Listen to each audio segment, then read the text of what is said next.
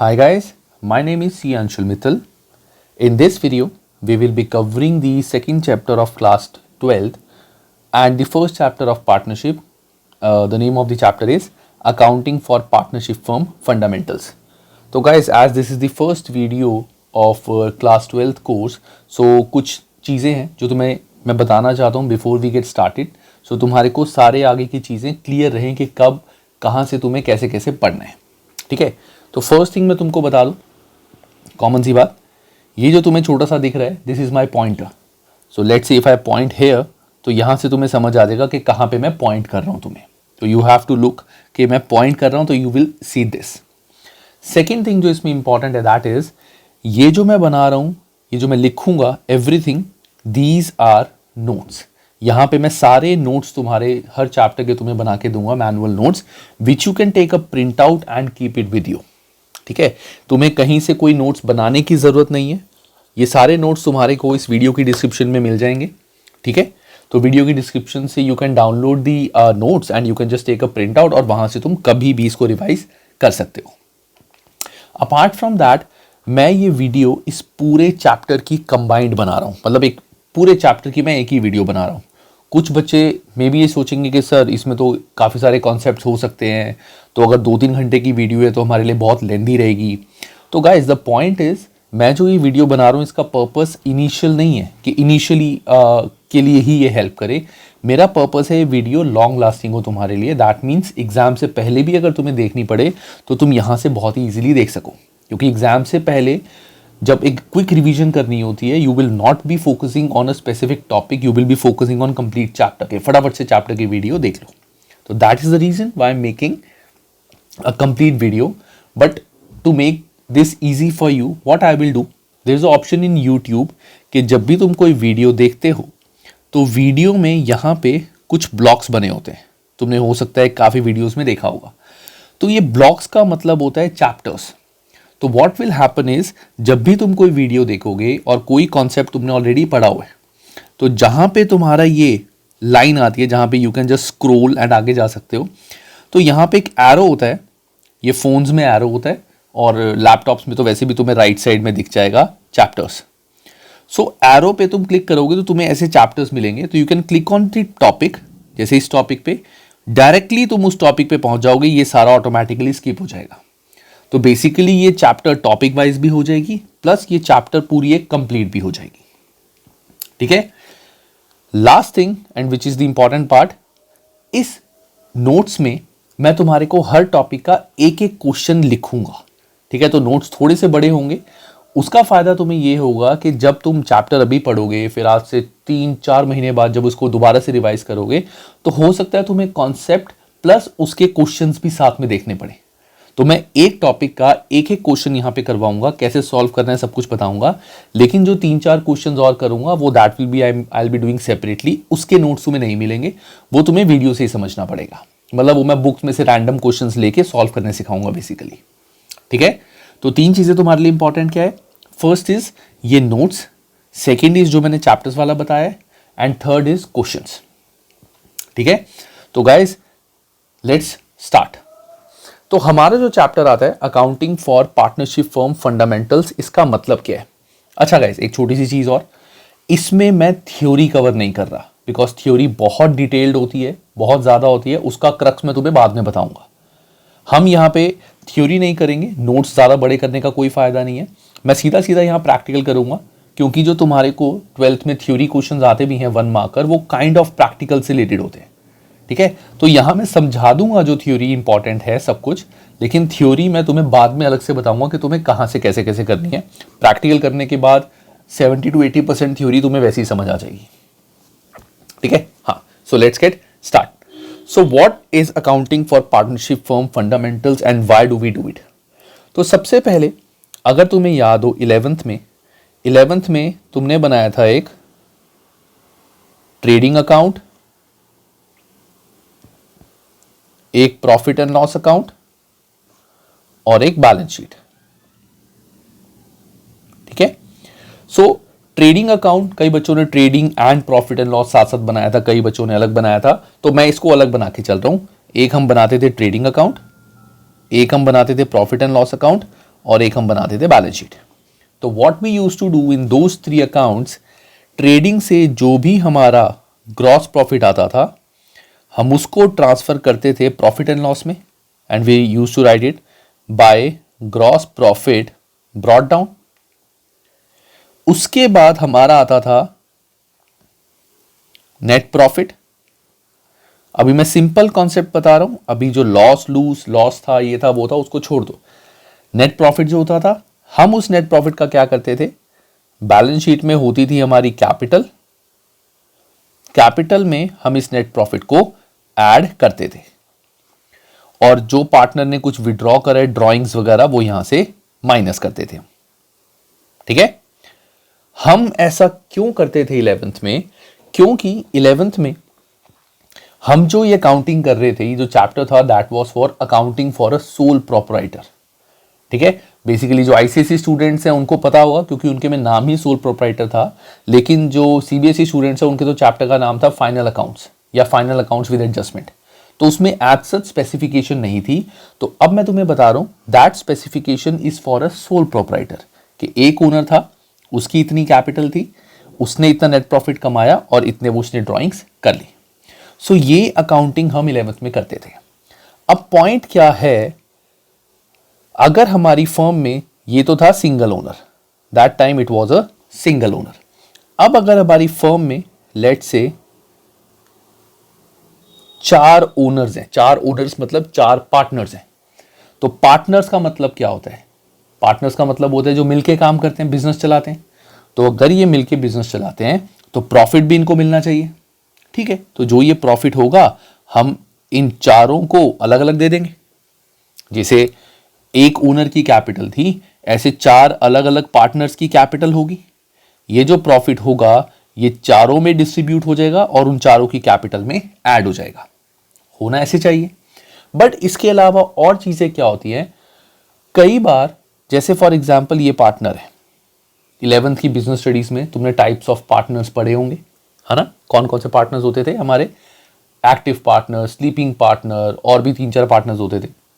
तो let's say this person is a active partner and this person is a sleeping partner. तो sleeping partner क्या होता था कि वो ऑफिस में डे टू डे वर्क में इंक्लूड अपने आप को नहीं करता था, he don't do day to day work, उसने सिर्फ कैपिटल लगाई हुई थी। और एक्टिव पार्टनर कौन होता था, जो ऑफिस आके रोज काम करता था। तो पॉइंट इज, जो ये प्रॉफिट है, प्रॉफिट तो इन चारों में बटेगा। इसके अलावा एक चीज और क्या होगी, ये पार्टनर फैक्ट्री में रोज आता है, ये पार्टनर कभी नहीं आता, इसने सिर्फ पैसे लगाए हुए हैं।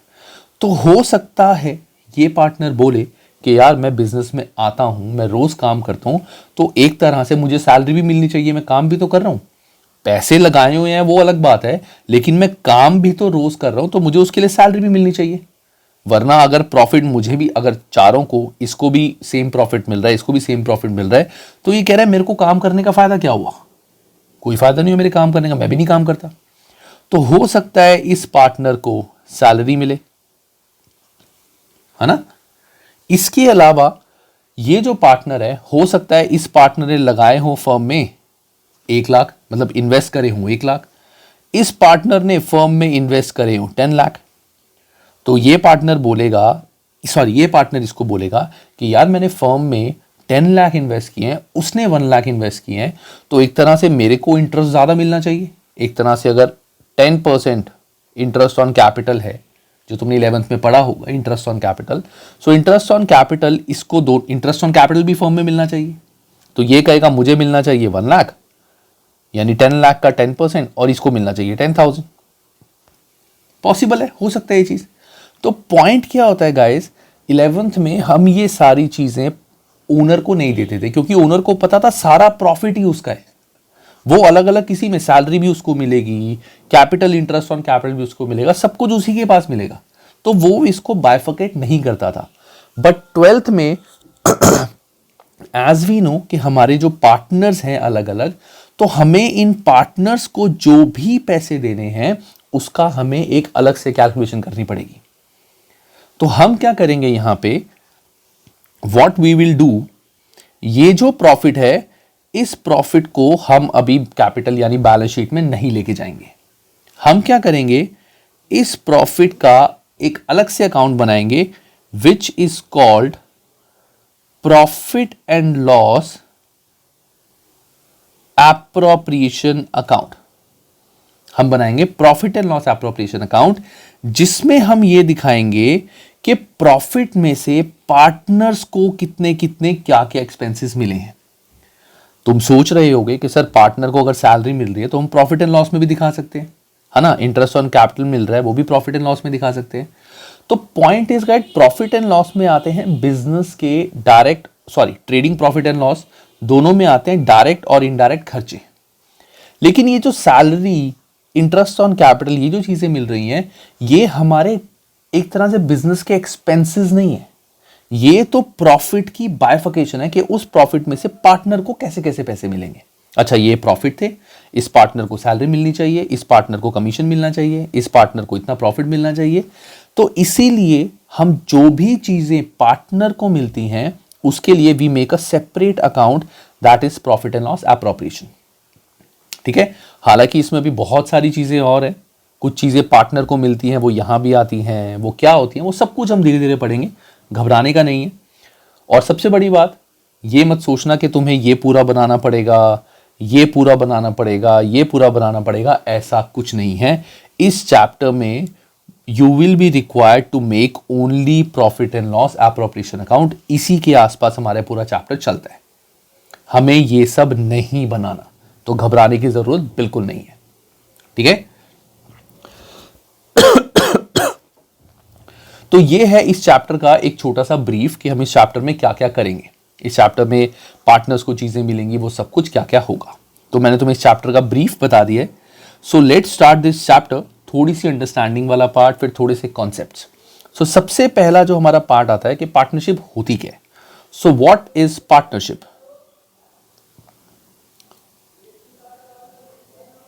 सो व्हाट इज पार्टनरशिप? तो सिंपली पार्टनरशिप क्या होती है, जब दो या दो से ज्यादा मेंबर्स डिसाइड करते हैं कि हम मिलके कुछ काम करेंगे and we will share the profits in between us in any ratio. It can be any ratio. Ratio मतलब जैसे रेशो है 1:1:1, मतलब जो भी प्रॉफिट होंगे वो इस रेशो में डिवाइड होंगे। अब इस रेशो में हम कैसे डिवाइड कर सकते हैं? लेट्स से हमारे प्रॉफिट थे 90,000, तो how do we divide 90,000 in this ratio? So 90,000 में से इसको, let's say this is A, this is B, this is C. So A को कितना मिलेगा? 90,000 into 1 divided by his share divided by total share. तो 1 + 1 + 1 that is 3, that means 30,000 मिलेगा ए को। B को कितना मिलेगा? अगेन 1/3, 90,000 का 1/3 30,000। सी को भी 90,000 का 1/3 30,000। ये मैं तुम्हें बता रहा हूं, ये मैं बाद में रब कर दूंगा, नोट्स में नहीं आएगा। Reason, this is something like ABC of English. ये जब तुम 2-3 बार अभी ही कर लोगे तो तुम्हें लाइफ लॉन्ग, पूरी जिंदगी याद रहने वाले हैं। इसको नोट्स में लिखने की जरूरत नहीं है कि कैसे रेशो में डिवाइड करते हैं, ये तुम्हें समझ आ जाएगा। ठीक है, सो अब another example, let's say the ratio is 3:2:1। ठीक है, अब ratio is 3:2:1। How do we distribute this? अगर हमारे प्रॉफिट है लेट्स से 1,50,000, तो कैसे डिस्ट्रीब्यूट होगा ये? तो 1,50,000 into A share divided by total share, 3 + 2 5 और 1 6। सो ये कितना हो जाएगा? 75,000। बी को कितना मिलेगा? 1,50,000 इंटू 2/6, 2 डिवाइड बाय टोटल, सो ये हो जाएगा हमारा 350,000। और इसका हो जाएगा 1,50,000 इंटू 1 डिवाइड बाय 6, तो दिस इज 25,000। ठीक है, this is how the profit will be distributed. Got it, guys? So simple, what is partnership? When 2 or more than 2 members decide to work together and share profits in some ratio, that is called a partnership. बाकी इसकी definition वगैरह क्या है detail में वो हम बाद में पढ़ेंगे, ये सिर्फ एक क्रक्स है इस चैप्टर का। ठीक है। अब एक पॉइंट क्या होता है, पार्टनरशिप के बाद अब आती है हमारी एक पार्टनरशिप डीड। ये सारी थ्योरी तुमने 11th में पढ़ी ही हुई है, बट यहां उसका क्या लिंक है वो मैं बताता हूं। अब आती है हमारी एक partnership deed. So partnership deed क्या होती है? This is a written document जिसके अंदर इसमें लिखा होता है डीड ऑफ पार्टनरशिप या पार्टनरशिप डीड। इसमें सारी चीजें लिखी होती हैं कि कितने पार्टनर्स हैं, फर्म का नाम क्या है, फर्म का एड्रेस क्या है, पार्टनर्स को कितना इंटरेस्ट ऑन कैपिटल मिलेगा, क्या परसेंटेज होगी, ये भी इसमें लिखा होना चाहिए। इंटरेस्ट ऑन ड्रॉइंग्स क्या होगा परसेंटेज में, कि अगर पार्टनर पैसे विड्रॉ करता है उस पर कितना इंटरेस्ट लगेगा, किस पार्टनर को कितनी कितनी सैलरी मिलनी चाहिए, वो भी यहां पे लिखी होती है। हम पहले ही पार्टनरशिप डीड में लिख देते हैं कि ये पार्टनर काम करने वाला है तो इसको सैलरी भी देंगे, सैलरी या कमीशन कितना मिलेगा पार्टनर को, वो सब कुछ यहां लिखा होगा। अपार्ट फ्रॉम दैट, पार्टनर की प्रॉफिट शेयरिंग रेशो क्या होगी वो भी हमारे यहां पे लिखा होता है कि पार्टनर्स किस रेशो में, जो मैंने तुम्हें अभी बताया था, प्रॉफिट्स डिस्ट्रीब्यूट करेंगे।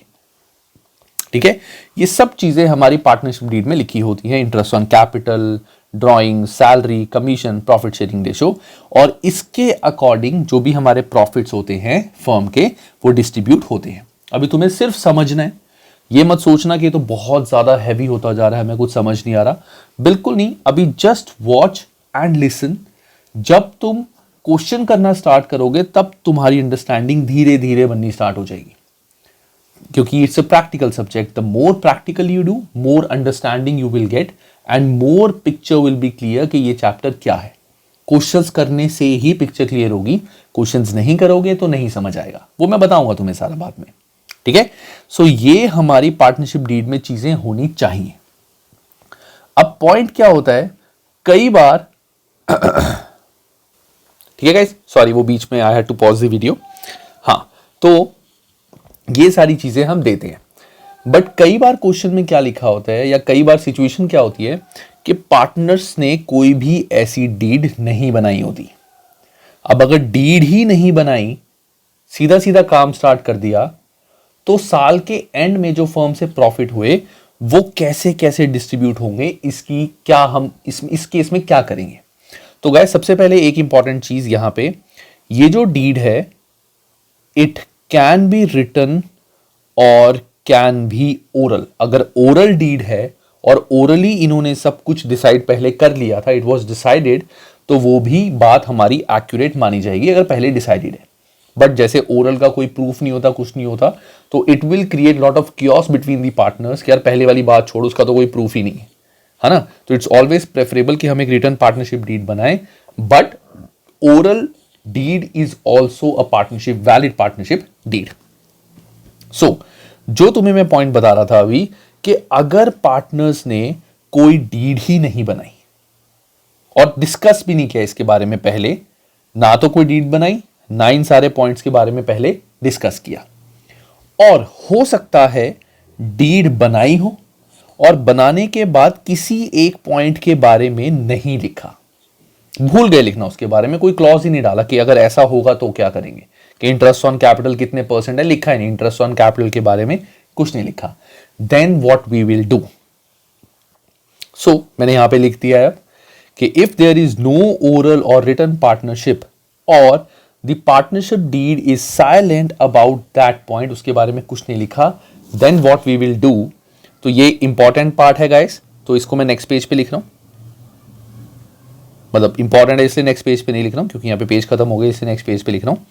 ठीक है, ये इंपॉर्टेंट है, इसको प्रैक्टिकली जो क्वेश्चन है वहां पे भी ये यूज होता है और थोरेटिकली भी इसमें से क्वेश्चन आ जाता है।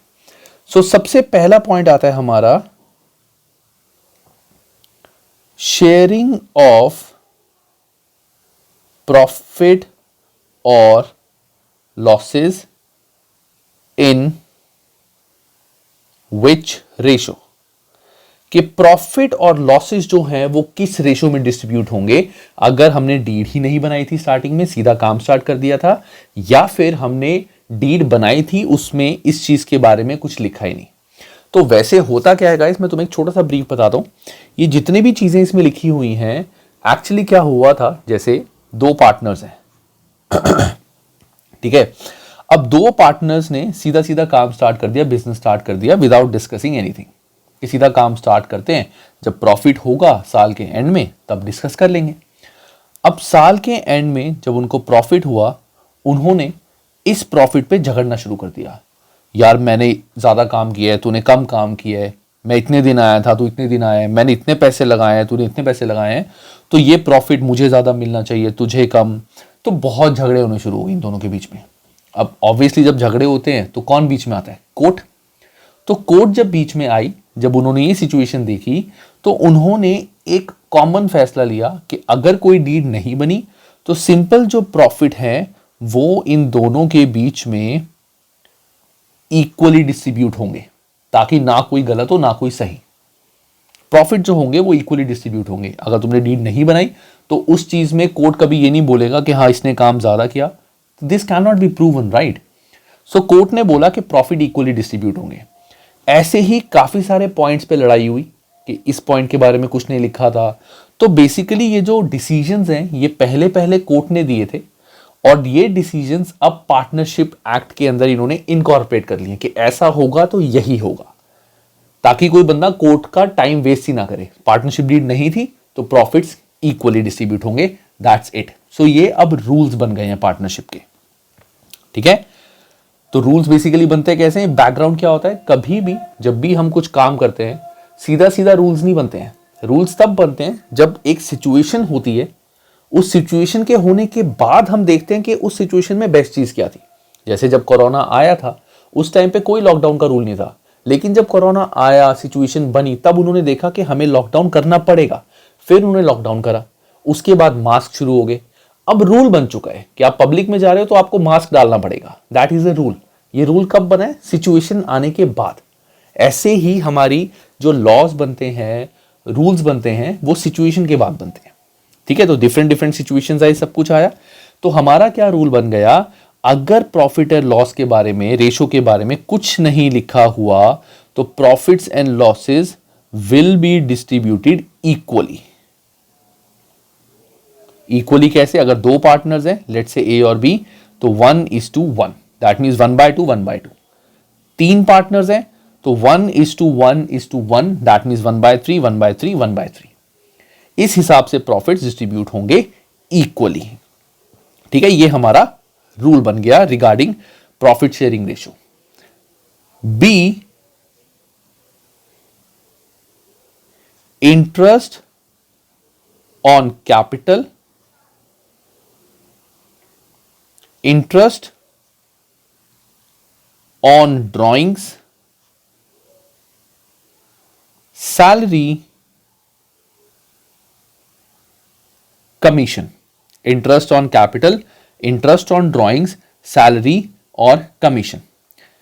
इन सब का क्या रूल बन गया कि अगर तो पार्टनरशिप डीड में इंटरेस्ट ऑन कैपिटल के बारे में, इंटरेस्ट ऑन ड्राइंग्स के बारे में, सैलरी, कमीशन, इनके बारे में कुछ नहीं लिखा हुआ, देन ये सब नहीं मिलेंगे, नॉट डिस्ट्रीब्यूटेड।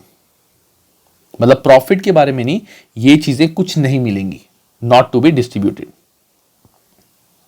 ना इंटरेस्ट ऑन कैपिटल मिलेगा, ना इंटरेस्ट ऑन ड्राइंग्स मिलेगा, ना सैलरी मिलेगा, ना कमीशन मिलेगा, ठीक है। ये नहीं मिलेगा अगर ना तो डीड बनी या फिर डीड बनी लेकिन इन में से किसी भी चीज के बारे में, चारों चीजों के बारे में कुछ नहीं लिखा। अगर सैलरी के बारे में लिखा हुआ है तो सैलरी उसके अकॉर्डिंग मिल जाएगी, ठीक है।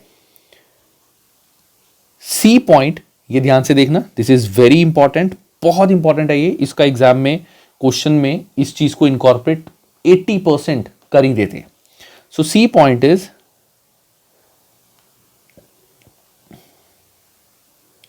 Interest on loan given by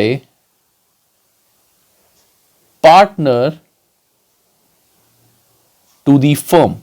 interest on loan given by partner to the firm मतलब ये एक पार्टनर था और ये फर्म है।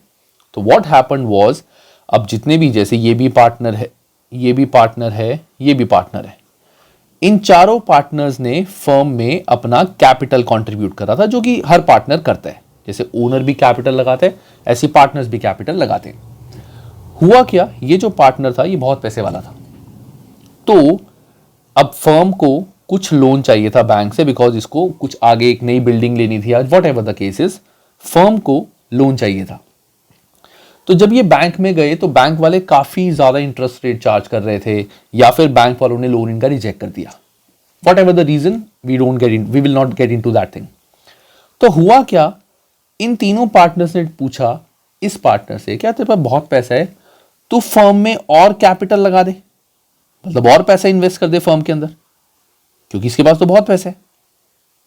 बट ये समझदार भी है, इसने क्या बोला कि यार मैं बिजनेस में कैपिटल नहीं लगाऊंगा, मैंने वो जो लगानी थी वो लगा दी बिजनेस में। तुम चाहते हो तो मैं बिजनेस को एक लोन दे सकता हूं, फर्म को एक लोन दे सकता हूं, उस लोन पे मुझे एक इंटरेस्ट चाहिए, मैं वो पैसा फर्म को दूंगा तो उस पे मुझे प्रॉपर इंटरेस्ट ऑन लोन चाहिए, कि मुझे इंटरेस्ट मिल रहा है लाइक अ लोन, और कुछ दिन बाद मुझे वो लोन रीपे भी करना है, 6 महीने, साल, 2 साल, 5 साल, 10 साल, मुझे वो रीपे भी करना है तुम्हें। हो सकता है वो लोन कभी रीपे ना भी करना पड़े, बस वैसे ही एज अ लोन दिखा दिया, बट हम ये मान के चलेंगे कि उसने फर्म में पैसा लगाया है कि वो बाद में लोन के पे इंटरेस्ट लेता रहे और उसके बाद ये लोन एज वापस ले ले। ठीक है, अब पॉइंट इज, ये जो इंटरेस्ट है ये एक पर्टिकुलर परसेंटेज मिलेगा। तो हमने जैसे ड्राइंग्स, इंटरेस्ट ऑन कैपिटल, इसके बारे में क्या पढ़ा था, अगर इन चीजों के बारे में कुछ नहीं लिखा तो ये सब कुछ नहीं मिलता। लेकिन अगर किसी पार्टनर ने फर्म को लोन दिया हुआ है, अगर तुम किसी को लोन देते हो तो उस पर डेफिनेटली इंटरेस्ट मिलना चाहिए। ऐसे थोड़ी है कि अगर कुछ नहीं लिखा तो कुछ भी इंटरेस्ट नहीं मिलेगा। तो दैट मीन्स ऐसे तो कोई भी पार्टनर फर्म में लोन देगा ही नहीं, है ना। तो अगर पार्टनर ने फर्म में लोन दिया हुआ है, इस लोन पे जो इंटरेस्ट मिलेगा वो interest rate that will B 6%। अगर कुछ नहीं लिखा पार्टनरशिप डीड में या डीड बनी ही नहीं, that mean interest on loan will be given at 6% per annum, ना इससे कम ना इससे ज्यादा। ये फिक्स है अगर कुछ नहीं लिखा। हाँ, अगर लिखा हुआ है तो जैसा लिखा है उसके अकॉर्डिंग देंगे।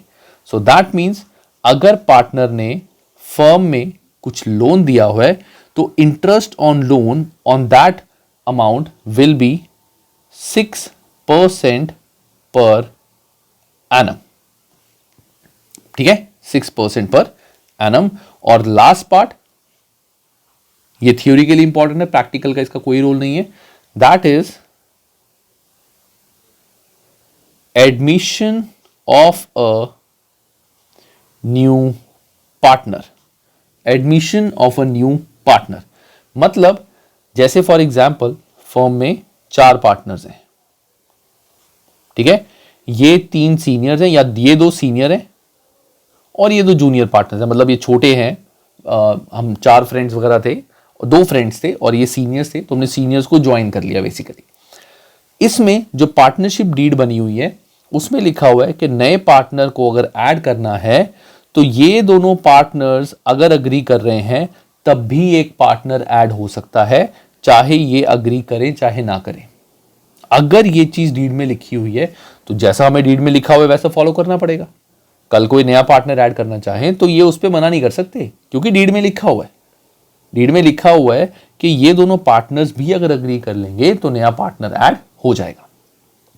ठीक है, अब द पॉइंट इज, अगर डीड ही नहीं बनी या डीड में कुछ भी नहीं लिखा, तो अगर एक नए पार्टनर को हम ऐड करना चाहते हैं तो सिचुएशन क्या होगी, कैसे एक नया पार्टनर ऐड होगा। सो यहां पे important part is consent of all partners are required.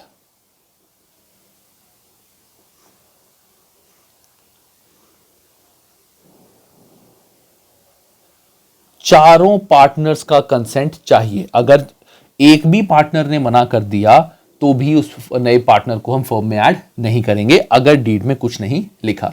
तो ये बहुत ही जनरल चीजें हैं कि सिंपल सी बात, अगर डीड नहीं बनी या डीड बनी थी, उस डीड में इस पॉइंट के बारे में कुछ नहीं लिखा, तो प्रॉफिट और losses will be shared equally. Interest on capital, interest on drawings, salary, commission नहीं मिलेगा। अगर इंटरेस्ट फर्म को पार्टनर ने लोन दिया हुआ है तो उस लोन पे पार्टनर को इंटरेस्ट मिलेगा 6% पर एनम, और एडमिशन ऑफ न्यू पार्टनर, जब तक सबका कंसेंट नहीं होगा तब तक कोई नया पार्टनर ऐड नहीं हो सकता। ठीक है, बाकी थ्योरी पोर्शन में इसको और डिटेल में पढ़ेंगे, लेकिन बाद में, नॉट राइट नाउ। थ्योरी अभी इंपॉर्टेंट नहीं है गाइस, हमें अभी प्रैक्टिकल करने हैं। ये सब्जेक्ट प्रैक्टिकल है, थ्योरेटिकल नहीं है। थ्योरी हम बाद में एक वीडियो में मैं पूरे सब्जेक्ट की थ्योरी भी करा सकता हूँ। इट्स नॉट डिफिकल्ट, बहुत सिंपल सी है। इस चैप्टर में थोड़ी सी थ्योरी ज्यादा है, बाकियों में तो है ही नहीं बिल्कुल भी थ्योरी, वो तो प्रैक्टिकल ही है बिल्कुल। ठीक है, तो ये हमारा कॉन्सेप्ट बनता है। तो लेट्स मूव फॉरवर्ड, मैं तुम्हें इसका एक क्वेश्चन कराता हूं। सो गाइज, ये हमारा एक क्वेश्चन है। अब इस क्वेश्चन में क्या लिखा हुआ है, let's read the question and फिर अपना सॉल्यूशन देते हैं। तो question is, Ambrish, Lalit and Charu are partners in a firm without a partnership deed. कोई डीड ही नहीं बनी इनके बीच में।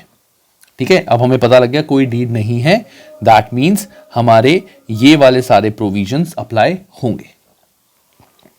तो तुम चाहो तो यहां पे पॉज करके एक बार ये अच्छे से लर्न कर लो, उसके बाद आगे बढ़ सकते हो। ठीक है, so Ambrish, Lalit and Charu are partners in a firm without a partnership deed. Ambrish has contributed more capital than other partners and demands interest on capital at 10% per annum, but Lalit and Charu do not agree with him. अब इस case में क्या होगा, अब जैसे last में लिखा हुआ है, how will the matter be resolve, कि मैटर रिजॉल्व कैसे होगा। तो मैं इसका आंसर तुम्हें यही बता देता हूं, वो तुम्हें बस नॉर्मल थ्योरी में लिखना पड़ेगा। कैसे, मैं बताऊंगा। Ambrish has contributed more capital than other partners and demands interest on capital at 10% per annum, but Lalit and Charu do not agree with him. So as there was no partnership deed, तो interest on capital तो मिलता ही नहीं है। That means Lalit and Charu are right. तो हम यहाँ पे इसका सॉल्यूशन ये लिखेंगे कि as per the Indian Partnership Act 1932, partnership act हमारा 1932 है, तो as per the Indian Partnership Act 1932, if there is no partnership deed, no IOC यानी interest on capital will be given. That means Lalit and Charu are right. तो यहां पे मैं लिख देता हूं ललित, तो सीधा सीधा no interest on capital, short में हम इसको IOC बोलते हैं। ठीक है, next, Lalit devotes full time in the business and demands a salary of 5,000 per month, but Ambrish and Charu do not agree with him. अब हमें पता है कि अगर कोई डीड नहीं है तो सैलरी भी नहीं मिलेगी, तो therefore no salary. So that means Charu and Ambrish are right. Charu demands interest on loan of 50,000 given by her at the market rate of 12% per annum. Charu ने बोला कि मैंने फर्म को 50,000 का लोन दिया हुआ है, इस लोन पे मुझे 12% इंटरेस्ट रेट चाहिए। हमने पढ़ा था कि अगर कोई डीड नहीं है या डीड साइलेंट है उस पॉइंट में, तो इंटरेस्ट रेट 6% पर एनम मिलता है, ना उससे कम ना उससे ज्यादा। सो दैट मीन्स चारू को कितना इंटरेस्ट मिलेगा, 50,000 इंटू 6/100। सो दैट मीन्स 3,000 मिलेगा चारू को इंटरेस्ट ऑन लोन। 12% नहीं मिलेगा, सिर्फ उसको 6% ही मिलेगा, क्योंकि अगर डीड नहीं है तो मैक्सिमम 6% ही मिलता है, 6% पर एनम। मैं इसको सर्कल कर देता हूं कि ये एज पर डीड है। Ambrish has withdrawn 10,000 from the firm for his personal use. Lalit and Charu demands that interest on drawing should be charged at 10%. अब सीधी सी बात है, इंटरेस्ट ऑन ड्रॉइंग्स तो चार्ज कर ही नहीं सकते, because there is no partnership deed, so no interest on drawings. IOD means interest on drawings. ठीक है, आगे, profit after taking into account any of the above claims were 50,000, कि बिना ऊपर के कुछ भी क्लेम करे हुए हमारे प्रॉफिट थे 50,000। Amrish demand share of profit in capital ratio. Amrish ने बोला जिसने जितनी कैपिटल लगाई है उसके अकॉर्डिंग प्रॉफिट बटेगा। जैसे अगर किसी ने 2 लाख लगाई है, इसने 3 पार्टनर्स थे ना यहाँ पे, जैसे कौन थे, अमरीश, चारू एंड ललित। अमरीश, ललित एंड चारू। अमरीश ने लगाया 2 लाख, ललित ने लगाया 1 लाख, चारू ने भी लगाया 1 lakh sorry. So that means profit will be distributed in 2:1:1 capital ratio में। तो मैं सारा जब इसको छोटा कर दूंगा, so that is 2:1:1। लेकिन हमने एक चीज पढ़ी थी क्या, अगर पार्टनरशिप डीड नहीं है तो प्रॉफिट्स इक्वली डिस्ट्रीब्यूट होते हैं। सो इक्वली डिस्ट्रीब्यूट इस केस में कैसे होंगे, ध्यान से देखना गाइस। हमारे प्रॉफिट्स कितने थे, 50,000। इस 50,000 प्रॉफिट में से ना हमने इंटरेस्ट ऑन कैपिटल दिया, ना salary the. Interest on loan हमने कितना दे दिया, 3,000। दैट मींस हमारा रिमेनिंग कितना रह गया, 47,000। क्योंकि 50,000 में से 3,000 तो इंटरेस्ट ऑन लोन दिया हमने। रिमेनिंग जो 47,000 है, that will be distributed among the partners in 1:1:1। हमें बाइफिकेट करके नहीं दिखाना, सिर्फ बताना है कि रिमेनिंग जो प्रॉफिट है 47,000, that will be distributed in 1:1:1। सिर्फ थ्योरी में लिखना है कि 5th पॉइंट में profit as there was no partnership deed, profit of 47,000 that is 50,000 minus interest on loan will be distributed among partners in equal ratio, that is 1:1:1. Simply you have to write this. Last part, Lalit wants to introduce his son Inder as a partner. Charu object to this proposal. हमने एक चीज और क्या पढ़ी थी, admission तब तक नहीं होगा जब तक सबका कंसेंट नहीं है, अगर डीड नहीं है। दैट मीन्स ये भी नॉट पॉसिबल बिकॉज या नॉट अलाउड। नया पार्टनर ऐड नहीं हो सकता क्योंकि डीड नहीं थी, तो सबका, सारे पार्टनर्स का कंसेंट चाहिए। ठीक है, so this was a theory question, this was understanding question. Practical exam में इस क्वेश्चन के आने के चांसेस काफी कम है, बट अगर आए तो you know what you have to do and what you have to write. ठीक है गाइस, तो ये हमारा है फर्स्ट पार्ट भी क्या, बेसिकली काफी सारे पार्ट्स हैं इस चैप्टर में, तो बहुत छोटा सा पार्ट इस चैप्टर का। तो ये तो था थोड़ी सी थ्योरी और अंडरस्टैंडिंग वाला part. So let's come to our practical part, जो मैंने तुम्हें बताया था, profit and loss appropriation account. So let's do that. So अब हमारा आता है profit and loss appropriation account, इसका फॉर्मेट क्या होगा। ठीक है गाइस, सो ये फॉर्मेट जैसे तुम सबको पता है, तुम सब अकाउंट्स पढ़ रहे हो कि accounts is only formatting game, सारी फॉर्मेटिंग की गेम है, तो हमें सारे फॉर्मेट्स पढ़ने हैं। तो अब आता है हमारा profit and loss appropriation account.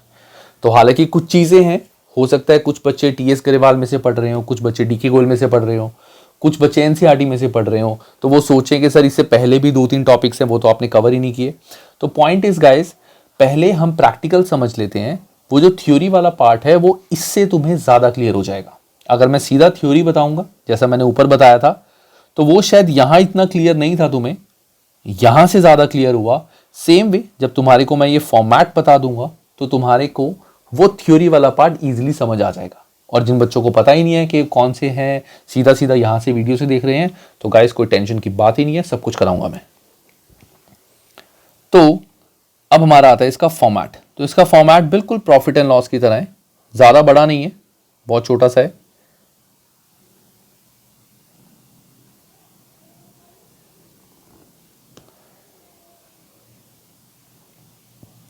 सो ये इसका फॉर्मेट है, पर्टिकुलर्स, अमाउंट ब्रैकेट में रुपीज, पर्टिकुलर्स, ओ अमाउंट एंड ब्रैकेट में रुपीज। सो ये है इसका सिंपल सा फॉर्मेट, कोई लेजर फोलियो कुछ नहीं। कोई डेट कॉलम कुछ नहीं, ठीक है। सो यहां पे जो मैं चीजें लिख रहा हूं गाइस वो एज इट इज आएंगी, अगर होंगी तो एज इट इज आएंगी, नहीं होंगी तो वो चीज नहीं आएगी। तो ये फॉर्मेट तुम्हें एज इट इज लर्न करना है, ठीक है। तो सबसे पहले हमारा आता है बाय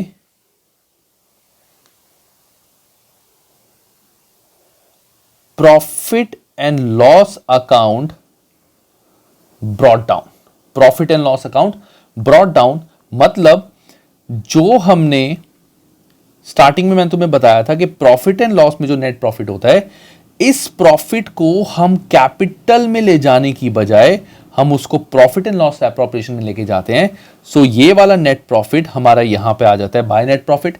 तो मैं लिख रहा हूं bye profit and loss account balance brought down. अब गाइस कुछ बच्चों को जो एनसीबीएसई वाले हैं वो सीधा सीधा नेट प्रॉफिट भी लिख सकते हैं, उनको इसमें ज्यादा इशू नहीं है, they can simply write by net profit brought down. But जो आईसीएसई वाले स्टूडेंट्स हैं they have to write by profit and loss account, उनके लिए ये ज्यादा इंपॉर्टेंट है। तो मैं सीबीएसई आईसीएसई दोनों के अकॉर्डिंग सिलेबस करा रहा हूं, बिल्कुल डिफरेंस नहीं है, बिल्कुल भी हर चीज कॉमन है, कोई डिफरेंस नहीं है। बस ये है कि आईसीएसई में थोड़ी सी स्पेसिफिकेशन ज्यादा है, थोड़ी डिटेल्ड है, जो सीबीएसई वालों के लिए भी अच्छा है, ठीक है ना। सो बाय नेट प्रॉफिट, इस वैल्यू को मुझे बाहर नहीं लिखना है, इस वैल्यू को मैं लिखूंगा यहां पे, अभी मैं बाहर नहीं लिखूंगा वैल्यू, ठीक है। दो चीजें मैं इसमें से माइनस करूंगा, सो माइनस को लेट्स गिव कलर रेड। दो चीजें यहां से माइनस होंगी, एक होगा रेंट पेड टू पार्टनर और दूसरा होगा interest on loan by partner. So जो हमारा interest on loan by partner है और रेंट पेड टू पार्टनर है, इनको हम इसी प्रॉफिट में से माइनस करेंगे। क्यों करेंगे अभी नहीं बता रहा, जैसे ही मेरा ये पार्ट खत्म हो जाएगा और मैं इसको एक्सप्लेन कर दूंगा तब बताऊंगा। तो मैं तुम्हें रटवा नहीं रहा हूं, थोड़ा सा हाँ रट्टा है इसमें, बट मैं कोशिश करूंगा तुम्हें वो चीज बहुत डिटेल में समझा दूं। यहां अभी के लिए उसको एज इट इज लर्न कर लो गाइस, ठीक है। तो अगर हमारे क्वेश्चन में नेट प्रॉफिट के साथ रेंट पेड टू पार्टनर भी गिवन है, interest on loan by partner भी गिवन है, तो वो चीजें हम यहीं से माइनस करेंगे और नेट वैल्यू मेरी बाहर आ जाएगी, ठीक है। That is by profit and loss net profit. ये अब एक चीज जो तुम्हें याद होगी, जो प्रॉफिट एंड लॉस का हमेशा से रूल था, ये थी इनकम साइड और ये कौन सी थी, एक्सपेंस साइड, चाहे डायरेक्ट एक्सपेंसेस चाहे इनडायरेक्ट एक्सपेंसेस। तो ये होती है एक्सपेंस साइड, ये होती है इनकम साइड। तो फर्म के लिए क्या चीज इनकम हो सकती है, that is by interest on drawings. Interest on drawings is a income for the firm. Partners के लिए एक्सपेंस है, कैसे, अगर किसी पार्टनर ने फर्म से पैसे विड्रॉ करें तो इस विड्रॉल पे उसको कुछ इंटरेस्ट फर्म को हर साल पे करना पड़ेगा, that is called interest on drawings. तो ये जो इंटरेस्ट ऑन ड्रॉइंग्स होता है ये फर्म के लिए इनकम होती है, that's why we write it on this side. तो इंटरेस्ट ऑन ड्रॉइंग्स यहां पे I will write like this, partners capital, जैसे हमारे दो पार्टनर्स हैं तो एस कैपिटल बीस कैपिटल, यहां लिख के इनका टोटल मैं बाहर लिखूंगा। यस दिस इज इंपॉर्टेंट, तुम ऐसे नहीं लिख सकते by A's capital by B's capital या by interest on drawing A by interest on drawing B, दोनों बाहर नहीं। प्रॉपर फॉर्मेट गाइस करने को तुम कर सकते हो, but this is a proper and a neat format जो तुम्हें बाद में काम आएगा। वो कब काम आएगा, जब हम एंट्रीज वगैरह करते हैं। So interest on drawings total इतनी है, एक पार्टनर की इतनी थी, दूसरे पार्टनर की इतनी थी, सारे पार्टनर्स को हमें यहां लिखना पड़ेगा, ठीक है। अभी मैं इसकी कैलकुलेशन पे नहीं आ रहा, सिर्फ अभी चीजें बता रहा हूं। अब ये तो होगी इनकम, और तो पार्टनर से तो कोई इनकम और हो नहीं सकती। एक्सपेंसेस क्या हो सकते हैं हमारे, टू इंटरेस्ट ऑन कैपिटल। तो इंटरेस्ट ऑन कैपिटल भी यहां पे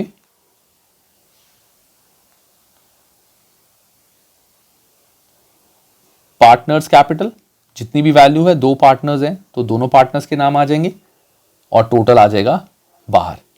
ऐसे ही टू सैलरी।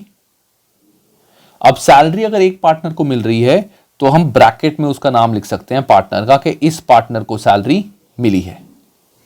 और अगर दो पार्टनर्स को सैलरी मिली है तो फिर हमें यहां पे पार्टनर्स कैपिटल लिखना पड़ेगा। ऐसे ही कमीशन,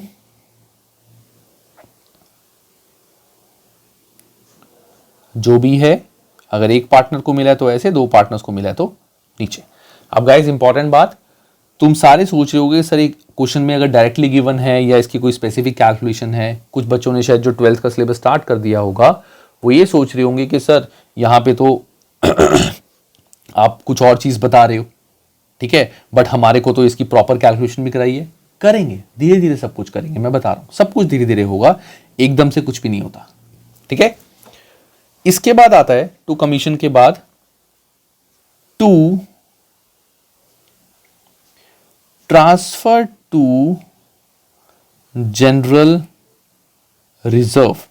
अब ट्रांसफर टू जनरल रिजर्व का मतलब क्या होता है? हमने profit and loss appropriation account क्यों बनाया था कि जो भी फर्म के प्रॉफिट्स थे वो कैसे कैसे पार्टनर्स में डिस्ट्रीब्यूट हो रहे हैं।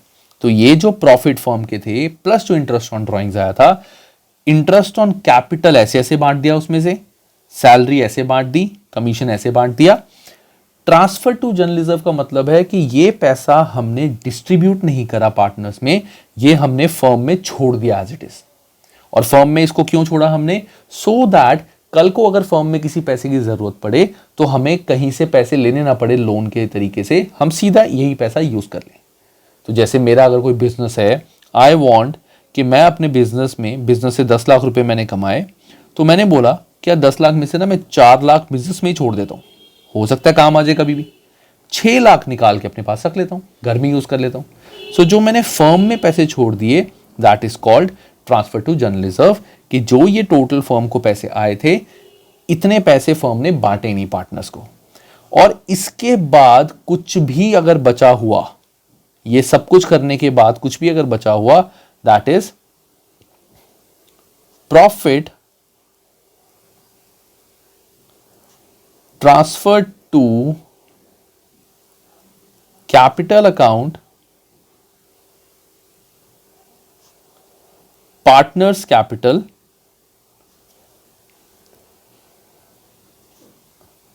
इन प्रॉफिट शेयरिंग रेशो। इसका मतलब क्या हुआ गाइस कि जो भी हमारा ये टोटल पैसे आए थे फर्म में, इस तरीके से हमने IOC, salary, commission, general reserve में पैसे बांट दिए। इसके अलावा जो भी पैसे बचे वो पार्टनर्स में डिस्ट्रीब्यूट हो जाएंगे in their profit sharing ratio. हो सकता है कुछ बच्चे बोल रहे हो जब मैं यहां पहुंचा था कि सर फिर प्रॉफिट शेयरिंग रेशो का फायदा ही क्या जब हमने पैसे ही ऐसे बांट दिए। सो पॉइंट इज, अगर हमारे ये सब करने के बाद कुछ भी प्रॉफिट बचा है that will be distributed in profit sharing ratio, ठीक है। It will be distributed in profit sharing ratio. जो हमने रेशो पढ़ी थी, पार्टनर्स का नाम लिख के वो वैल्यू लिख देंगे और बाहर टोटल,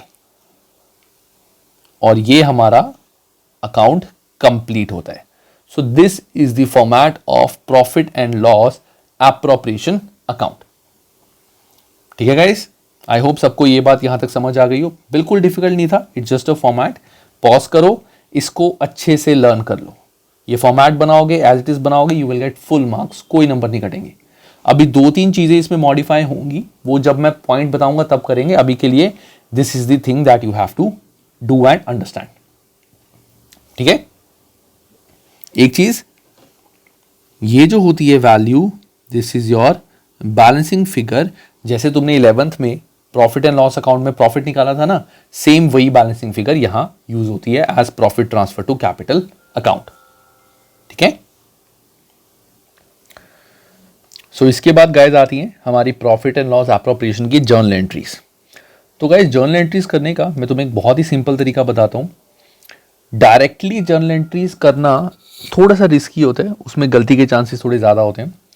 तो जब भी तुम्हें कोई जर्नल एंट्री इस चैप्टर की अगर आए तो व्हाट यू कैन थिंक कि प्रॉफिट एंड लॉस एप्रोप्रिएशन अगर हम बनाएंगे तो वो चीज़ कहाँ आएगी। लेट्स से फॉर एग्जाम्पल, अगर मैं तुम्हें बोलता हूँ इंटरेस्ट ऑन ड्रॉइंग्स की एंट्री क्या होगी, तो गाइज एक लेजर का रूल होता है, ध्यान से सुनना। जब भी हमें कोई लेजर दिया हो और लेजर से हमें डायरेक्ट जर्नल एंट्री करनी हो, तो तरीका is this account debit to this account, that means interest on drawings account debit to profit and loss appropriation account. और अगर हमें यहां की कोई भी एंट्रीज करनी है, so that means profit and loss appropriation account debit to interest on capital to salary to commission. तो अगर हमें बोला जाता है कि इंटरेस्ट ऑन ड्रॉइंग्स 10,000 है, what is the journal entry? Two marker. तो तुम सोचो interest on drawings right side में आता है, that means interest on drawings account debit to profit and loss appropriation account. ठीक है, तो हालांकि मैं लिख भी रहा हूं, इसके साथ एक और एंट्री होगी, दोनों बताऊंगा। तो I am just writing journal entries.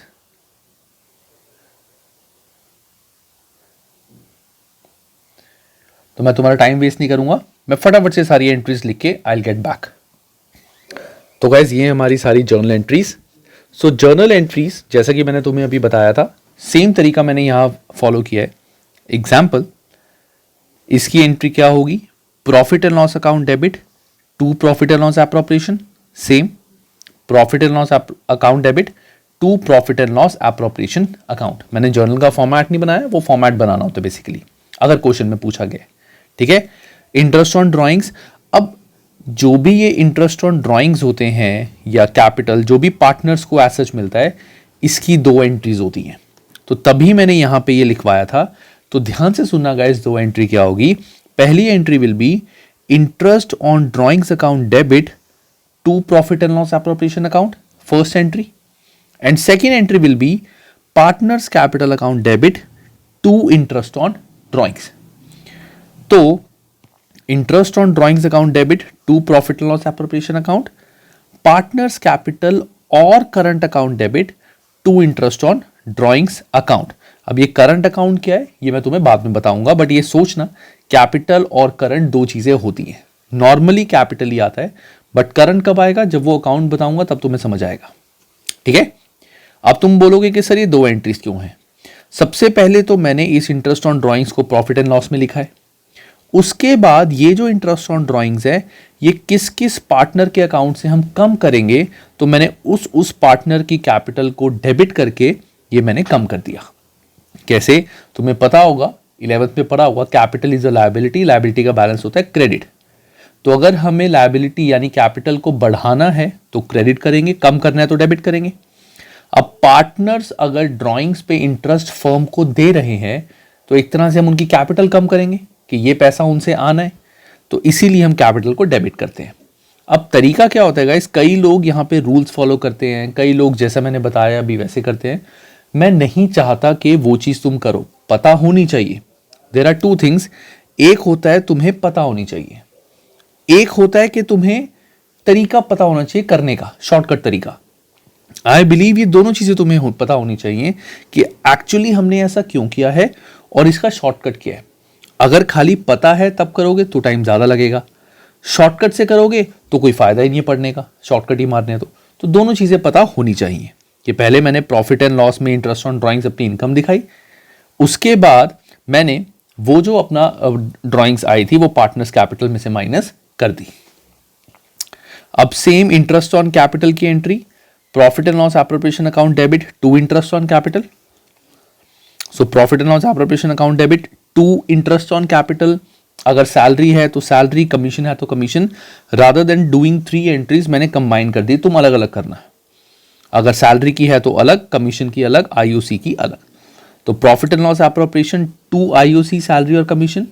And then जिस जिस पार्टनर को वो आईओसी, सैलरी, कमीशन मिली है वैसे अलग अलग एंट्रीज करनी है तुम्हें, याद रखना।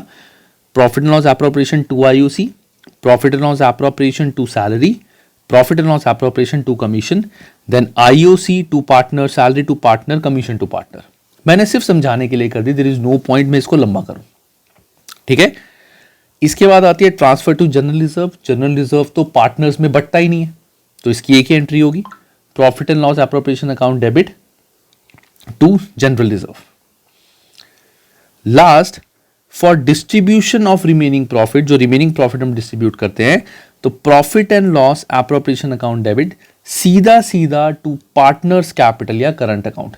यहां पे हम नहीं लिखेंगे टू नेट प्रॉफिट फिर नेट प्रॉफिट डिस्ट्रीब्यूट करना, सीधा सीधा हम ये एंट्री कर देंगे।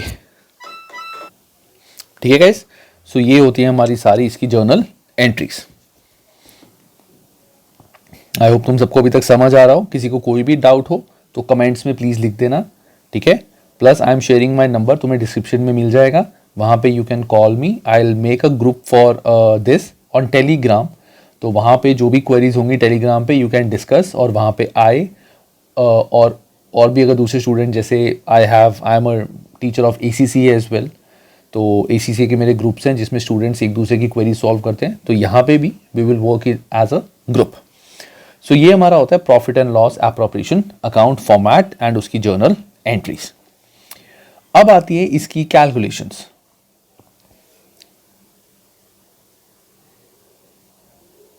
सो प्रॉफिट एंड लॉस एप्रोप्रिएशन की हम चीजें कैसे कैलकुलेट करते हैं। So this is the important part, calculation is important. So सबसे पहले इसमें हमारा होता है interest on capital. Interest on capital अभी मैं बहुत डिटेल में नहीं जा रहा हूं, मैं सिर्फ एक क्रक्स बता रहा हूं जो नॉर्मली क्वेश्चंस में हमें सॉल्व करना होता है। नॉर्मली क्वेश्चंस में वैल्यू निकालनी होती है, तो इंटरेस्ट ऑन कैपिटल को निकालने का तरीका हमारा होता है जो भी हमें कैपिटल क्वेश्चन में गिवन है इनटू रेट अपॉन 100। जो भी हमें इंटरेस्ट रेट दिया हुआ है रेट अपॉन 100, ऐसे हम निकालते हैं इंटरेस्ट ऑन कैपिटल। ठीक है, उसके बाद आता है B part, interest on drawings. अब इंटरेस्ट ऑन ड्राइंग्स का फॉर्मूला क्या होता है ये ध्यान से देखना। अब एक चीज मैं तुम्हें यहां बता देता हूं, इंटरेस्ट ऑन कैपिटल में हम हमेशा, तुमने एक फॉर्मूला पढ़ा होगा बचपन में, principal into rate upon 100 into time divide by 12। इसका मतलब क्या होता है, अमाउंट जो रेट ऑफ इंटरेस्ट है और कितने मंथ्स हमें इंटरेस्ट चार्ज करने हैं। तो नॉर्मली जब हम इंटरेस्ट ऑन कैपिटल निकालते हैं तो हम ये अज्यूम करते हैं कि ये ओपनिंग कैपिटल है तो इस पे पूरे साल का इंटरेस्ट लगता है। अब बात आती है इंटरेस्ट ऑन ड्राइंग्स की। अब इंटरेस्ट ऑन ड्राइंग्स का फॉर्मूला होता है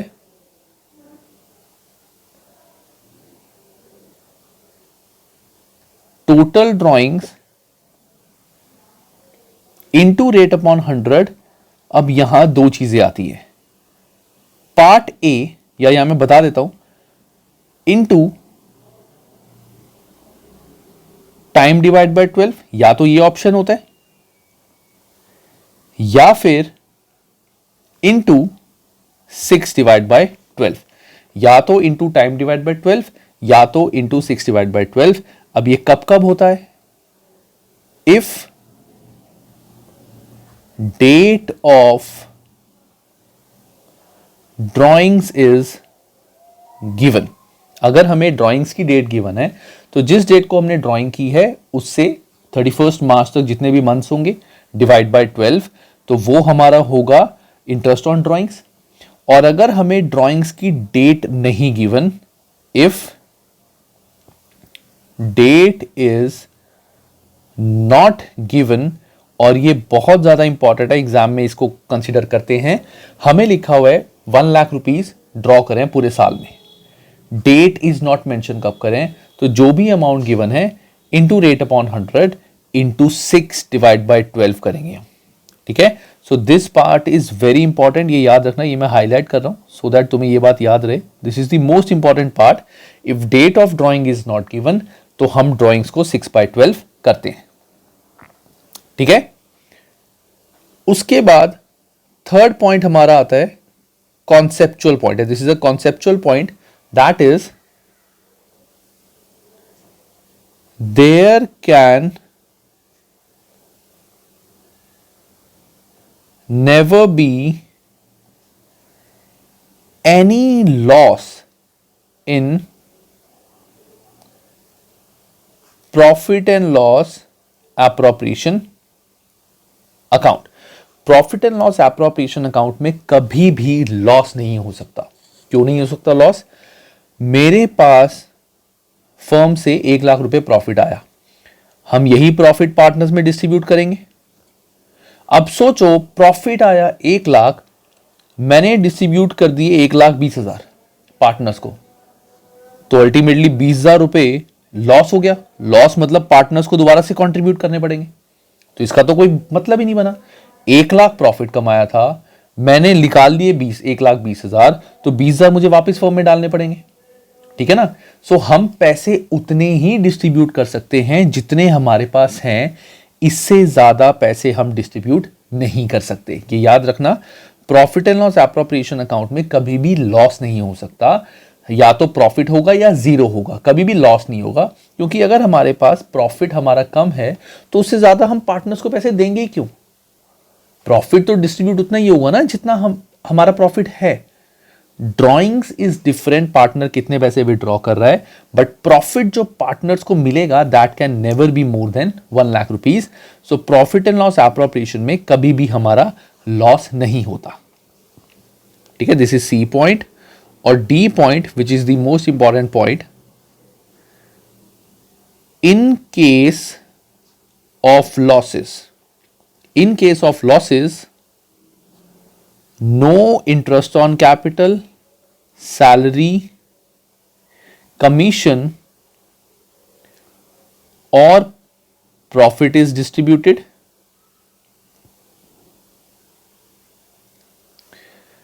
But interest on drawings will be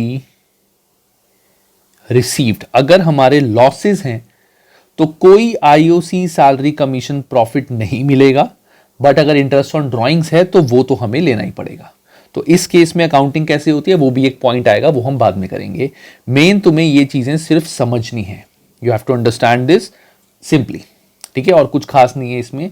सो ये तुम्हारा इस चैप्टर का बेस है, that is profit and loss appropriation account. इसी के आगे क्वेश्चंस होते हैं, सब कुछ होता है, ठीक है। तो एक काम करते हैं, मैं तुम्हारे को इसका एक क्वेश्चन कराता हूं, उससे थोड़ा सा ज्यादा इजीली समझ आएगा कि how to make a profit and loss appropriation account. तो I will just write a question now. So guys this is the question. तो एक बार क्वेश्चन पढ़ते हैं पहले। A and B are partners sharing profits and losses equally. A's capital is 2 lakh and B's capital is 1 lakh. Interest on capital is charged at 10% per annum. नहीं, हमें ऐसे नहीं क्वेश्चन पढ़ना। मैंने क्यों क्वेश्चन पढ़ना स्टार्ट किया था, क्योंकि नॉर्मली सारे बच्चे ऐसे ही करते हैं। हमें हर चैप्टर को, हर क्वेश्चन को इफेक्टिवली सॉल्व करना है। और इफेक्टिवली सॉल्व करने का तरीका क्या होता है कि हम हर चीज का क्रक्स पहले ही लिख लें, ताकि बार बार हमें ये क्वेश्चन ना पढ़ना पड़े, ठीक है। मैं 11th के स्टूडेंट्स को भी ऐसे पढ़ाता हूँ। अभी मैं 12th की वीडियोस बना रहा हूँ, 11th की मैं बाद में बनाऊंगा क्योंकि 12th का सेशन स्टार्ट हो रहा है। तो यहाँ पे what we will do, how we will solve, सबसे पहले यहाँ पे मैं अपना एक चीज लिखूंगा गिवन। जल्दी जल्दी से, तुम मे भी सोचोगे कि सर इसमें तो टाइम ज्यादा लग रहा है, लेकिन तुम देखना इससे क्वेश्चन कितनी जल्दी हो जाता है। तो गिवन में मैं लिखूंगा पार्टनर्स हैं मेरे A and B, profit sharing ratio है इनकी 1:1। एज कैपिटल, यहां से मैंने देखा ए की कैपिटल है 2 लाख एंड बी की कैपिटल है 1 lakh. Interest on capital is charge at 10% per annum. So IOC 2 lakh का 10% 20,000, 1 लाख का 10% इज 10,000। सैलरी टू ए, तो salary to A is ₹4,000 per month, 4,000 per month, nothing is mention, तो मैं मानूंगा पूरे साल की। That means 4,000 into 12 which is 48,000। B को सैलरी कुछ नहीं मिल रही। Commission to B is 1% on turnover. So commission B का है 1% ऑन नेट टर्नओवर। टर्नओवर का मतलब होता है गाइस सेल्स, टर्नओवर का दूसरा नाम होता है सेल्स। तो सेल्स का 1% उसका कमीशन है। सेल्स हमें गिवन है 8 lakh. So 8 lakh into 1% that is 8,000 हो गया इसका कमीशन, ठीक है। उसके बाद drawings of A and B are 30,000 and 20,000। Drawings 30,000 and 20,000। एक काम करते हैं, मैं इसको I will make it 10%। Commission is 10%, not 1%, तो उससे कैलकुलेशन थोड़ी सी ठीक रहेगी। सो कमीशन 10% है, तो 10% कमीशन इज 8 लाख का 10% is 80,000. Drawings or drawings, interest on drawings is charged at 10% per annum. So interest on drawings 10% per annum. अब guys important बात, हमें date of drawings is not given, किस डेट को हमने पैसे विड्रॉ किए नहीं लिखा हुआ. And if date of drawings is not given, in that case हमें, मैंने बताया था, हम ड्रॉइंग्स को हाफ ईयरली की कैलकुलेट करेंगे. तो इसकी कैलकुलेशन कैसे होगी? 30,000 drawings into rate upon 100 into 6 divide by 12, और you can say 1 divide by 2. तो ये हो जाएगा मेरा 6 डिवाइड बाय 12 2, तो ये हो जाएगा 1500. तो 1500 हो गया इंटरेस्ट ऑन ड्रॉइंग्स, और यहां पे इंटरेस्ट ऑन ड्रॉइंग्स मेरा आएगा 20,000 into 10 divide by 100 into 6 divide by 12. सो ये मेरा आ जाएगा 1000. ठीक है. अब गाइस एक चीज तुम सारे शायद यही सोच रहे होगे कि सर इसका फायदा क्या है, और प्रॉफिट हमें दिया हुआ है कि profit before all adjustments is 3,50,000. एक जीरो एक्स्ट्रा लगा दिया, 3,50,000. तो नेट प्रॉफिट जो मेरा है दैट इज 3,50,000. अब इस पूरे का मुझे फायदा क्या है? इस पूरे का मुझे फायदा ये है, अब मुझे क्वेश्चन देखना ही नहीं. आई नो ये सारा मैंने लिख दिया है. अब सीधा सीधा आई will make a profit and loss appropriation account, और सीधा मैं यहां से वैल्यूज लूंगा. I will not look at the question. ठीक है. तो let's make profit and loss appropriation account.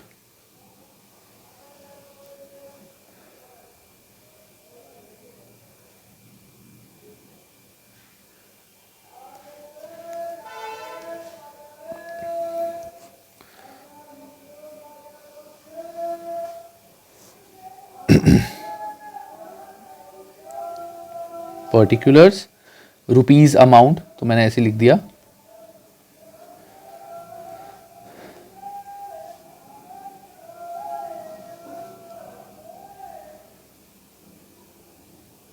Particulars amount. तो सबसे पहले हमें दिया हुआ नेट प्रॉफिट 3,50,000. तो I will right by net profit. अब 3,50,000 में यहां लिखूंगा. मैंने बताया था कि मैं इसको बाहर नहीं लिखता. अब यहां पूरे क्वेश्चन में कोई रेंट और कोई इंटरेस्ट ऑन लोन नहीं है, तो सीधा सीधा मैं इस 3,50,000 को बाहर लिख दूंगा. ठीक है. जो मेरा प्रॉफिट था डायरेक्टली मैंने उसको बाहर लिख दिया, नेट प्रॉफिट. उसके बाद यहां पे क्या आता था? Interest on drawings. So by interest on drawings, A की है 1500, बी की है 1000. तो यहां पे I will write as capital 1500, B's capital 1000. तो ये कितना हो गया? 2500. ठीक है. तो मैंने नेट प्रॉफिट लिख दिया, आईओडी लिख दिया.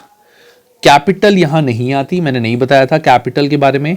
कैपिटल नहीं आती यहां पे, ड्रॉइंग्स का नहीं आता, सिर्फ इनसे कैलकुलेशन होती है. तो अब क्या आएगा? Interest on capital. So 2 interest on capital, A's capital, B's capital. A की है इंटरेस्ट ऑन कैपिटल 20,000, बी की है 10,000. सो this is 30,000.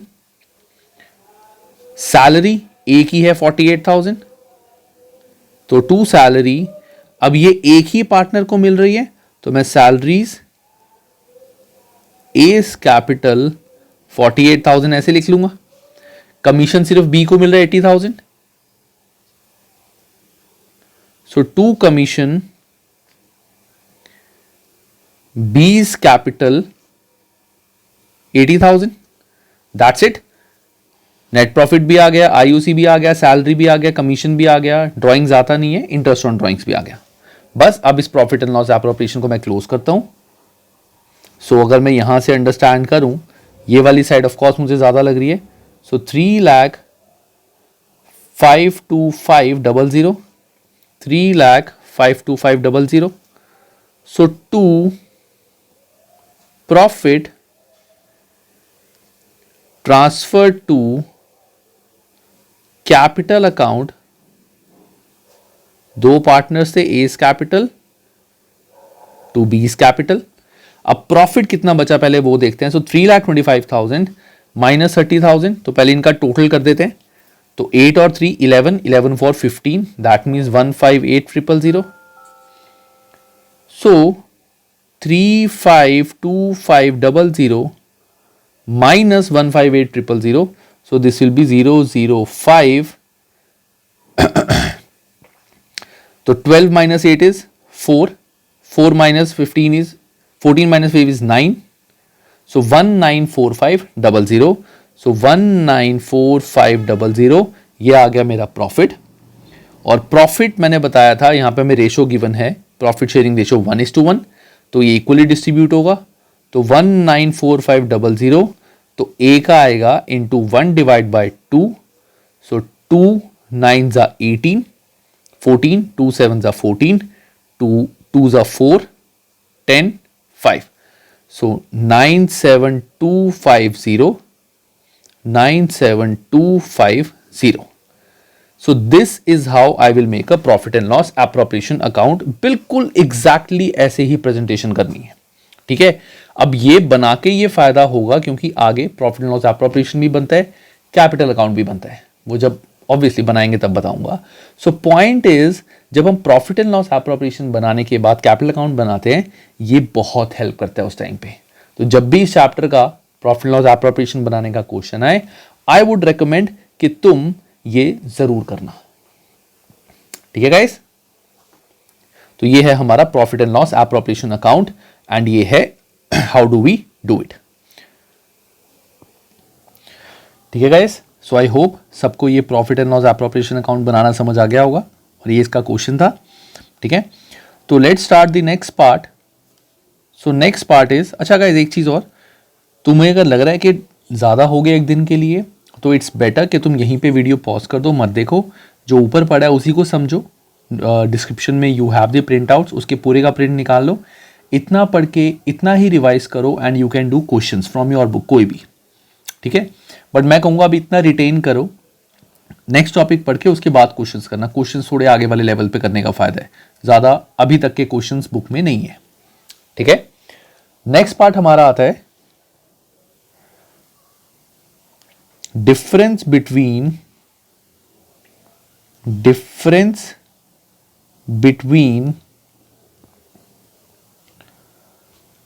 charge on profit and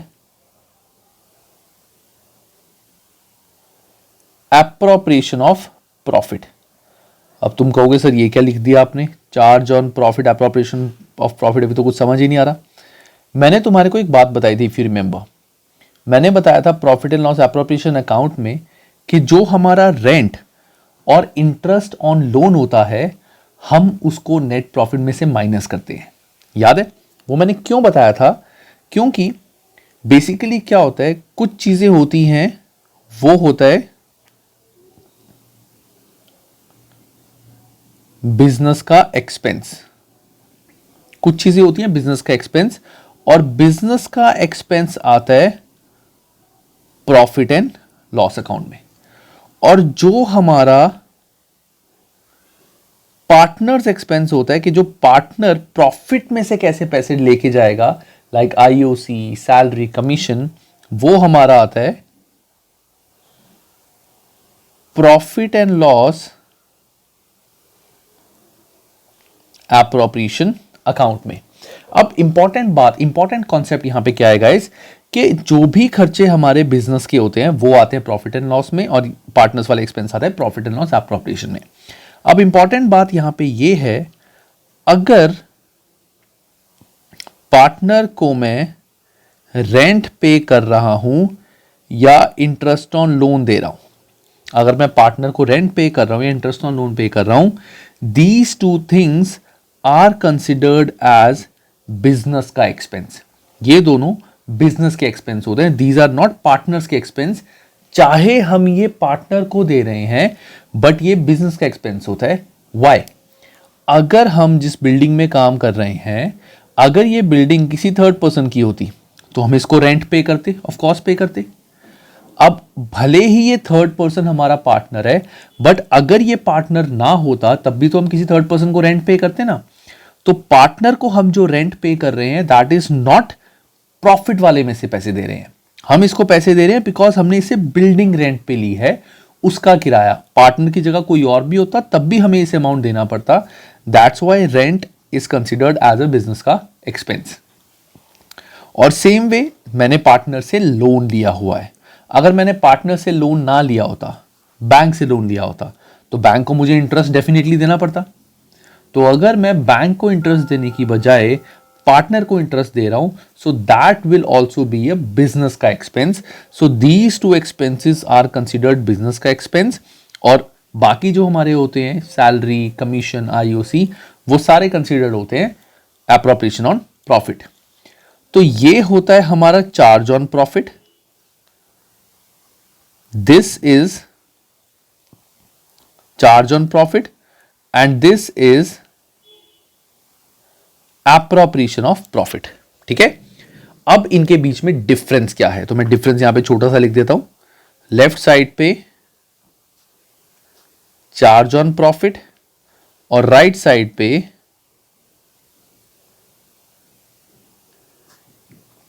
appropriation of profit. Charge on profit, appropriation on profit. अब late से, sorry इनका मैं difference से लिखवाता हूं। सो चार्ज ऑन प्रॉफिट का डिफरेंस तुम्हें पता है कि ये होते हैं हमारे बिजनेस के एक्सपेंस। तो charge on profit is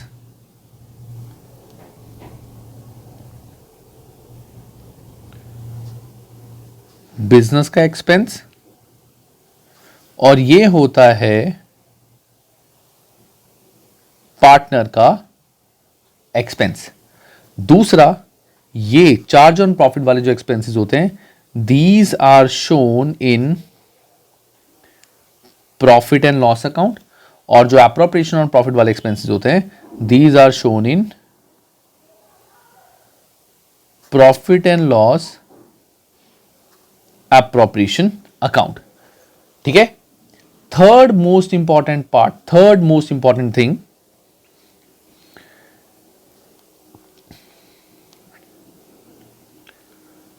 to be provided even in case there is loss। ये खर्चा करना ही करना है चाहे हमारा लॉस हो। 11th में जब तुमने फाइनल अकाउंट्स बनाया था तो हम प्रॉफिट एंड लॉस के अंदर यहां पे एक्सपेंसेस दिखाते थे। हम कभी नहीं सोचते थे कि प्रॉफिट होगा कि लॉस होगा, हमें तो सारे खर्चे करने ही करने पड़ेंगे। सो जो भी चार्ज ऑन प्रॉफिट होता है दैट मीन्स बिजनेस के एक्सपेंस, ये हमें करने ही करने हैं चाहे प्रॉफिट हो चाहे लॉस। और एप्रोप्रिएशन ऑन प्रॉफिट क्या होता है, ये वो एक्सपेंसेस होते हैं टू बी प्रोवाइडेड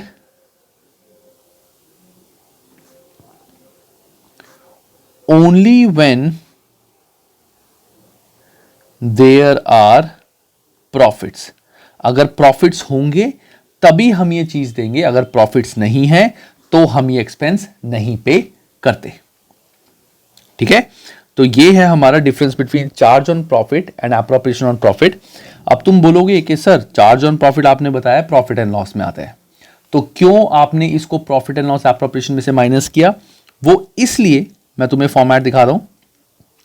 मैं चाहता तो मैं ऊपर अलग से प्रॉफिट एंड लॉस अकाउंट बना के प्रॉफिट, ये दोनों चीजें हटा के फिर जो भी मेरा प्रॉफिट आता उसको मैं यहां दिखा देता, but that is not required. अगर हमें सिंपल चीजें दी हैं ऐसे भी चलता है, कहीं नहीं लिखा हुआ कि this does not work, this will work. ठीक है, कई जगहें होती है जहां पे ये चीज नहीं चल पाती, उन केसेस में हमारे को प्रॉफिट एंड लॉस एप्रोप्रिएशन के साथ प्रॉफिट एंड लॉस बनाना पड़ता है, वो भी मैं तुम्हें आगे भी बताऊंगा। ठीक है, तो ये हमारा होता है charge on profit and appropriation on profit. ठीक है गाइस, थोड़ा बहुत समझ आया? अब तुम्हें मैं इसका एग्जाम्पल करके दिखाता हूं, this is very important part. Example, तो ये गाइस मैंने एक छोटा सा क्वेश्चन लिखा है। प्रॉफिट हमारे फर्म के दिए हुए हैं हमें 10,000। Case number A, rent to partner है 6,000 और इंटरेस्ट ऑन कैपिटल है 4,000। Case number B, rent to partner 10,000, interest on capital 4,000। Case number C, rent to partner is 15,000, interest on capital is 4,000. तो let's take one thing, A और B partners हैं और इनके बीच में प्रॉफिट शेयरिंग रेशो है equal. ठीक है, दो पार्टनर्स हैं, प्रॉफिट शेयरिंग रेशो इक्वल है. इसका किस पार्टनर को कितना आईओसी मिला मैं या रेंट मिला वो मैं अभी नहीं बता रहा. तो केस नंबर ए का सॉल्यूशन बहुत ध्यान से देखना. हमें दिया हुआ है profit of the firm 10,000, rent to partner 6,000, IOC इतना दिया हुआ है. ठीक है, तो यहां पे let's do it through making profit and loss account.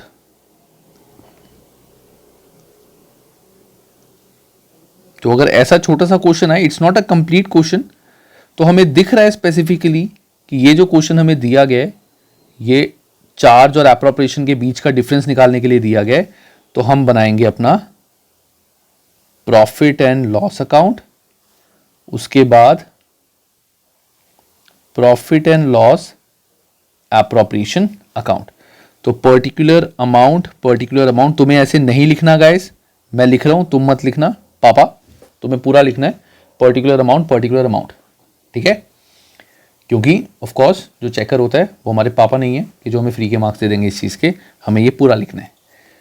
हमें दिया हुआ है profit of the firm is 10,000, so by profit brought down 10,000.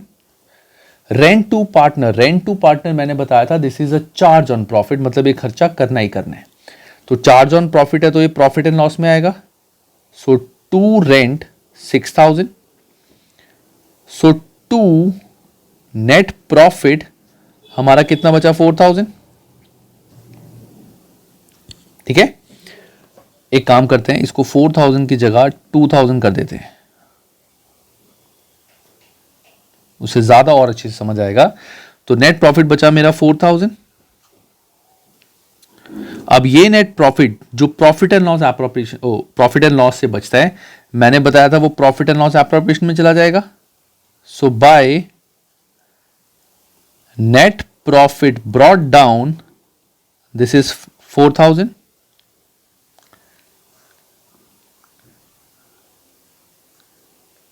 ये वाली वैल्यू, उसके बाद टू इंटरेस्ट ऑन कैपिटल 2,000. अब बचा to profit transfer to capital account, में ज्यादा नहीं लिख रहा, ये रिमेनिंग रह गया 2,000. और this will be distributed among partners which are A और B equally, that means 1/2. So this is 1,000 and 1,000. तो ये होगा मेरा केस नंबर ए. बहुत ही सिंपल था, कुछ भी मुश्किल नहीं था. केस नंबर बी में मुझे दिया हुआ है रेंट है 10,000, आईओसी है 2,000 और प्रॉफिट भी है 10,000. अभी ध्यान से देखना केस नंबर बी, दोबारा से फॉर्मेट पूरा बनाऊंगा मैं.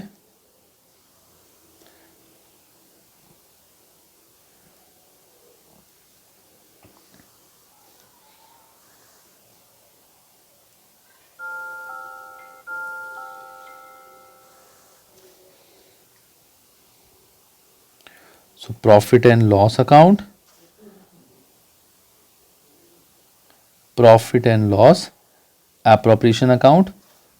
पापा नहीं बैठे वहां पे जो मार्क्स देंगे, तो पर्टिकुलर अमाउंट. प्रॉफिट हमारा 10,000 ही था. So by profit brought down 10,000. Rent कितना है मेरा 10,000, तो टू रेंट 10,000. अब देखो मेरा प्रॉफिट कुछ बचा ही नहीं, जितना मेरा प्रॉफिट था वो मैंने रेंट पे कर दिया, तो प्रॉफिट कुछ बचा ही नहीं. अब जब प्रॉफिट ही नहीं बचा, कुछ भी एप्रोप्रिएशन में नहीं जाएगा. अब एप्रोप्रिएशन में अगर कुछ नहीं गया तो टू इंटरेस्ट ऑन कैपिटल हम नहीं देंगे. मैंने बताया था अगर हमारे प्रॉफिट्स नहीं है तो एप्रोप्रिएशन वाली चीजें नहीं दी जाती. तो when there are no profits, no appropriation are given, तो IOC will not be provided. ठीक है, ये है सेकंड केस. अब आता है case number C which is important.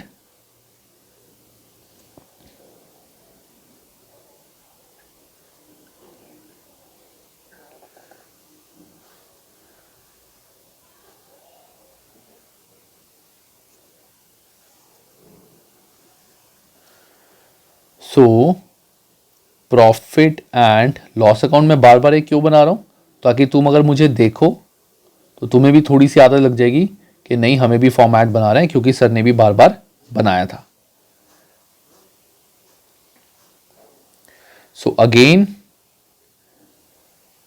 Bye profit brought down 10,000. अब केस नंबर सी में हमारा इंटरेस्ट ऑन रेंट कितना था 15,000. Rent is 15,000. तो rent is a charge on profit, मतलब ये करना ही करना पड़ेगा चाहे लॉस हो. तो हम सिंपल प्रॉफिट एंड लॉस में यहां पे लिख देंगे टू रेंट 15,000. अब हमारा देखा जाए तो क्या आ गया, लॉस ये है 15, तो यहां भी 15 आएगा. सो बाय लॉस कैरिड डाउन 5,000 का हमारा लॉस आ गया गाइस, है ना. अब लॉस अगर हमारा आ रहा है, तो मैंने बताया था अगर हमारा लॉस आ रहा है तो भी हम आईओसी सैलरी वगैरह कुछ नहीं देंगे, क्योंकि ये तभी दिए जाएंगे जब प्रॉफिट्स होंगे. तो ये जो लॉस है यहां पे कैरिड डाउन है, तो इसको मैं इस अकाउंट में इधर ब्रॉट डाउन करूंगा टू लॉस ब्रॉट डाउन 5,000.